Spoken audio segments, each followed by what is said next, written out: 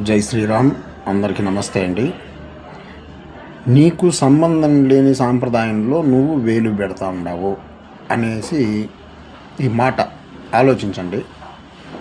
ఈ మాట ఎవరన్నారంటే నేను అనింది కాదు. ఇది నీకు సంబంధం లేని సాంప్రదాయంలో వేలు పెడతా ఉండవు, ప్రశ్నిస్తూ ఉండవని ఈ శృంగేరి పీఠానికి సంబంధించినటువంటి వ్యక్తి, ఆస్థాన పండితుడో లేదంటే సంచాలకుడో ఏదో వాళ్ళు బిరుదు కూడా ఇచ్చుకొని పెట్టుకుంటారు పదవిని.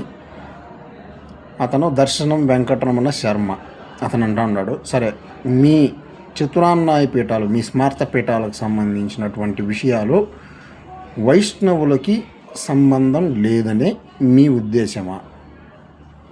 వైష్ణవుల వాళ్ళు చిన్నజీయర్ శిష్యుల, లేదంటే సర్వసామాన్య ప్రజల, లేదు హిందువులు మామూలు సామాన్యమైనటువంటి హిందువుల? అంటే మీరు శంకర పీఠాలని చెప్పుకుంటూ ఉంటారు కదా, మీ స్మార్త పీఠాలు, చతురాన్నాయ పీఠాలు అనేసి, వాటిల్లో తప్పుడు మాటలు మాట్లాడుతూ ఉంటే మీ గురువులైనటువంటి వాళ్ళు వాటిని ప్రశ్నించకూడదా? ప్రశ్నిస్తే మీకు సంబంధం లేని సాంప్రదాయం ఇది అనేసి అంటూ ఉంటారు. సంబంధం లేని సాంప్రదాయం అనేసి అంటే మీరు హిందువులా, లేదంటే బ్రాహ్మణులా, లేదంటే వైష్ణవానికి మీకు స్మార్తానికి సంబంధం లేదు, స్మార్తం వేరు, వైష్ణవం వేరు, మీరే చెప్తా ఉండేది. ఇది దీంట్లోనే అర్థం అవుతుంది. అంటే ఇవి రెండు మతాలు. ఇప్పుడు క్రిస్టియానిటీ ఎట్లనో, ముస్లిం ఎట్లనో, ఇట్లా సనాతన ధర్మం, ఇట్లా వేరు వేరు మతాలు అనేసి అంటూ ఉంటారు కదా, విభజించినారు కదా. ఇట్లా స్మార్తం వైష్ణవం ఒకదానితో ఒకటి సంబంధం లేదు దర్శనం వెంకటరమణ శర్మ యొక్క మాటల్లో, ఉద్దేశంలో.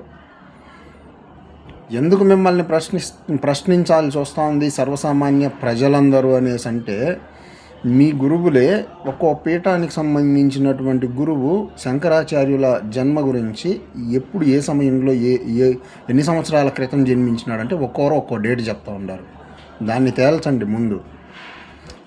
మీ విధుశేఖర్ ఉన్నాడు కదా, శృంగేరిపేట విధుశేఖరు, తిరుమలలో గర్భగుడిలోనే శంకరాచార్యుల విగ్రహం ఇటు స్తంభంలో నిర్మించినారని చెప్పినాడు.